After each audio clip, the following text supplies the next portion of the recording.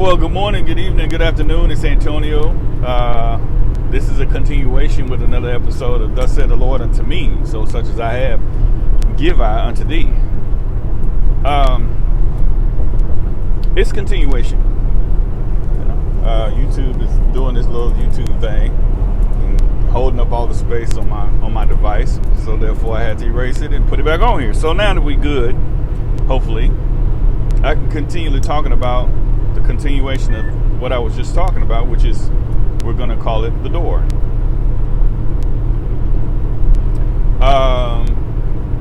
The Lord said, I set before you an open door that no man can shut. Let's talk about this door.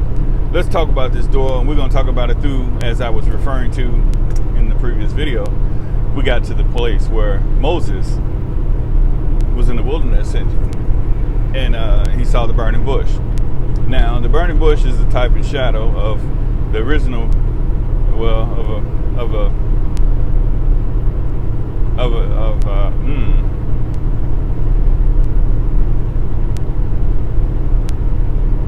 of an angel. Okay, that very angel that stood in front of the door at the Garden of Eden. I'm sorry. I'm trying to gather my thoughts here, so bear with me. Show me some grace. Because this is the second time me making this video, and I'm a little bit trying not to be frustrated. So anyway, so the angel that stands at the door with a sword of fire that turns in every direction. Okay, that is the door to Eden. In this instance, we're looking at this burning bush.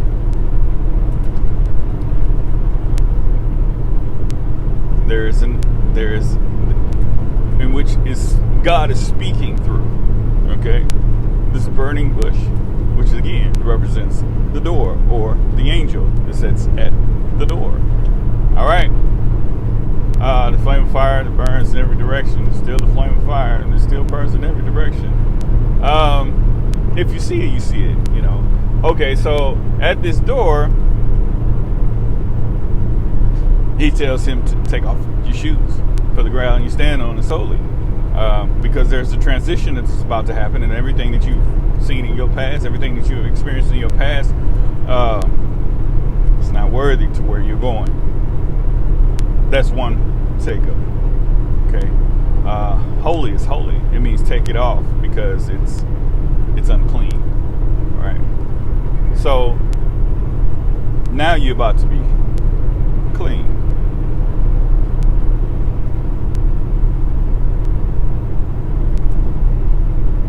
Interesting, because what I just heard, corruptible is taking on incorruption, and that will be a wink later on for when we see him fighting.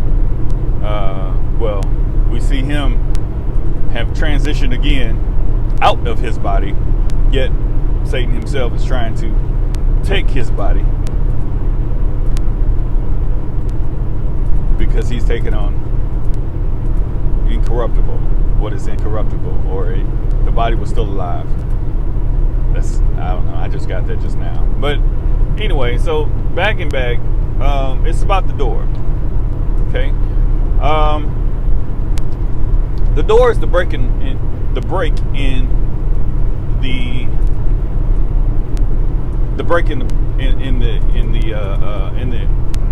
come on, Tony, work it out. Let's go. This, Lord help me. It's the break in the program.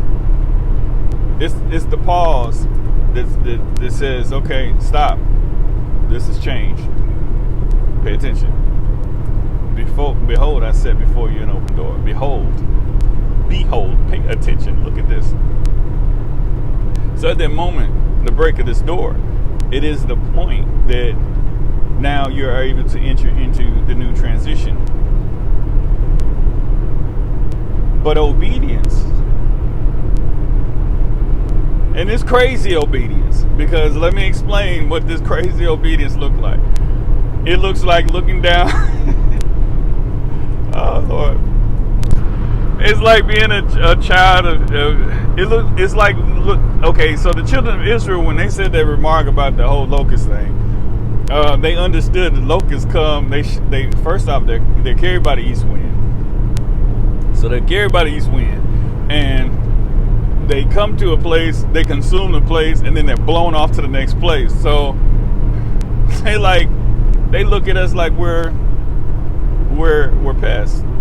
We're locusts in our own eyes. So they had the understanding, they didn't pay attention long enough to see the mannerisms in the wildlife around them, and they could only. This is what they thought of themselves, because in truth, this is what they were doing. They weren't mighty anymore, which is what I'm gonna touch on. It's in the fact that while they were going through what they were going through, these people weren't crazy, y'all. They was not. You got to realize they were just like me and you.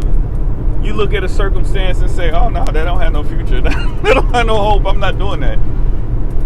But yet he tells you to do it anyway. There's your faith. Your faith that he's not going to leave you there. Leave you where? In a pit. Because that's what it looks like. It looks like a pit. It looks like a place that I cannot get myself out of. It looks like a room without a door. I'm bringing it in. So looking at this, they're looking at themselves and they see themselves as locusts. They wasn't down in Venezuela, or they would have saw them ants and said, we're like ants. You know, because those ants was doing a circle in the death march. Like I said, look it up. It'll trip you out. Look it up. But it said they are following the leader until they die. Do they just drop off and die? So it's in that crazy faith to believe that our God will not leave us here. And how do they know that? Because he didn't leave him in Egypt.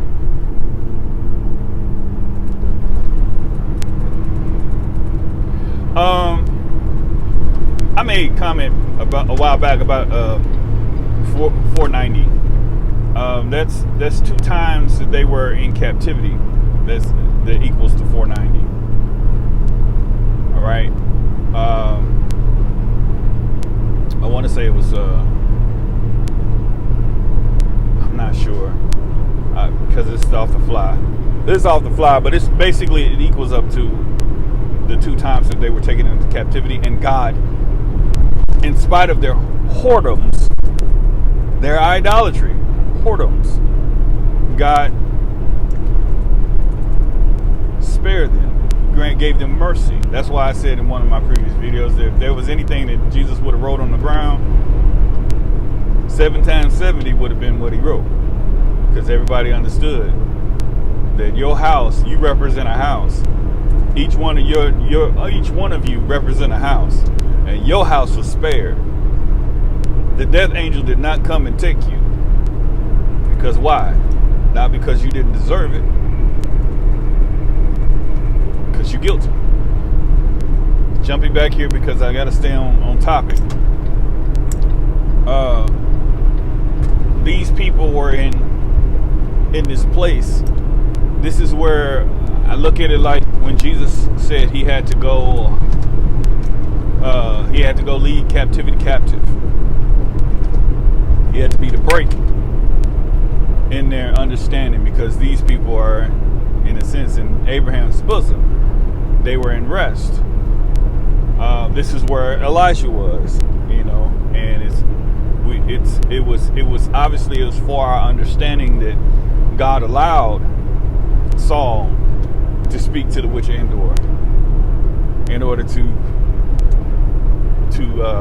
bring up the dead, who was at that time Elijah, and him to come back to let us know that he was in a place of rest, and who was awakening him. What is this?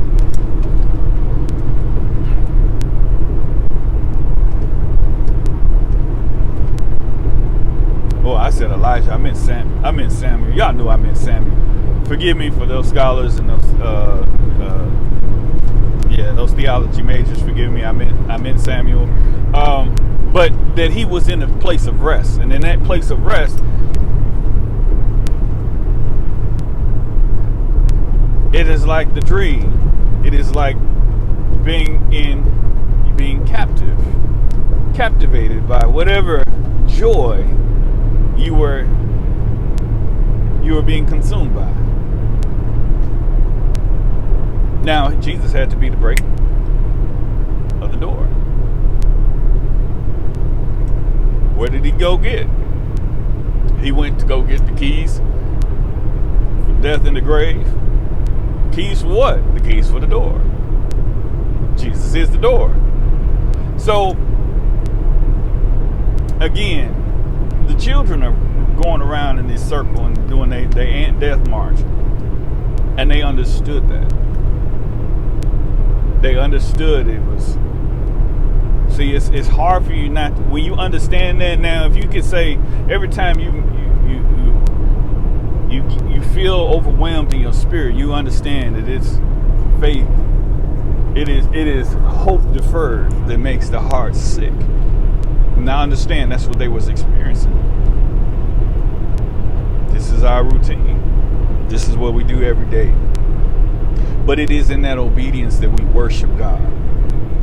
That's why when he said to Pharaoh, let my people go, that they may worship me.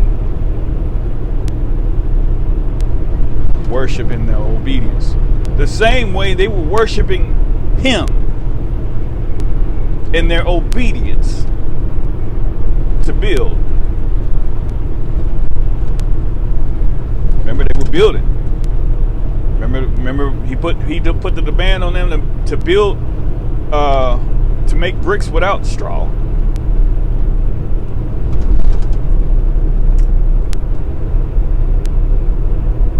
You know how hard that was. You got to realize how hard that had to be. But I'm not gonna go into that. That's a main ingredient. To disappoint Pharaoh is death. That was a hard taskmaster. He asked of them something that was impossible.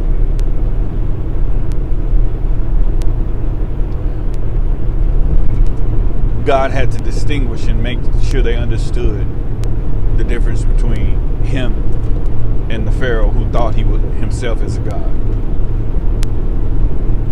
Getting past all of that, because that's not where I was going, my point is that we're all waiting on the door.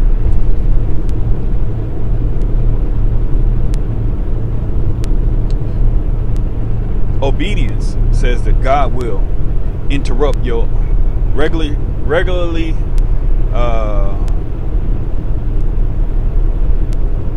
how did it go? Your regular broadcast. You know what I'm trying to say. I can't say it. I don't know. I don't know why I can't say it. Regularly scheduled program. That's what they say. They come in and we have to interrupt your regular scheduled program. You know, and that's what it needs. That's what it has to be. God has to interrupt that program. God has to interrupt. Notice I said program. I said that on purpose. God had to interrupt that program. Because that's what we're doing. We're on a program. We're on a path. We're going into this. We're doing this circle. And although in a natural sense, in our natural minds, we understand that lunacy is doing the thing over and over and over again, thinking you're going to get a different result. Okay? But we also understand in our natural sense, consistency does have a reward. There is a reward for consistency. Ask every bodybuilder. They'll tell you the reward for consistency is that I'm able to make these guns gun. Okay? That is the reward. So there is a reward for the consistency. There is a reward for doing what in our intellect says is impossible, and only by faith in our God He's able to deliver us. And there is favor. And there is a blessing. And then there is him keeping you.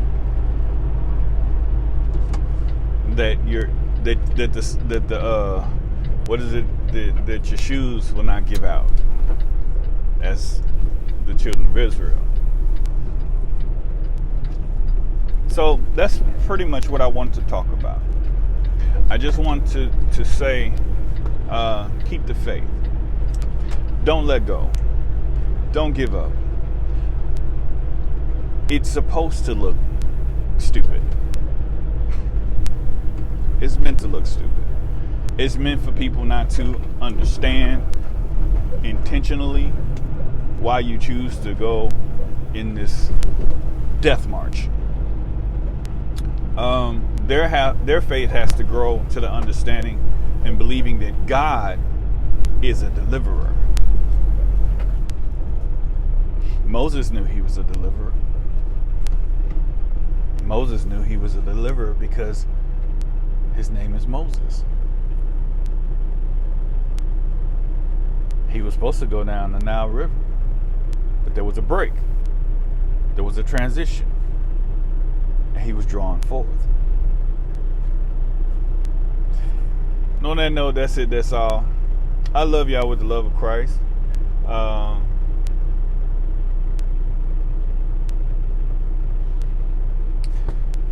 Jesus told Peter, he said, if you love me, feed my sheep. He said it 3 times. 3 times is the representation of the 3 times that he denied him. If you love me, feed my sheep. Why was that so important? The obvious reason. Because sheep are innocent.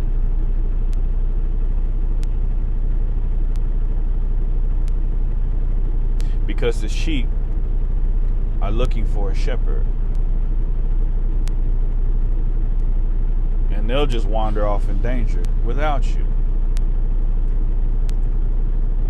So most importantly, it's about the sheep.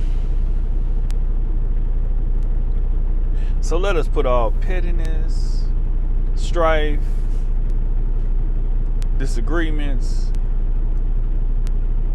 vain arguments aside. That in-house stuff to feed the sheep. And however he has called you to do so. To be about his business means feed my sheep. However that looks for you. However you've been called to that office. It doesn't necessarily mean that you're out there, throwing grain. I don't know what sheep eat. I'm sure they eat grain.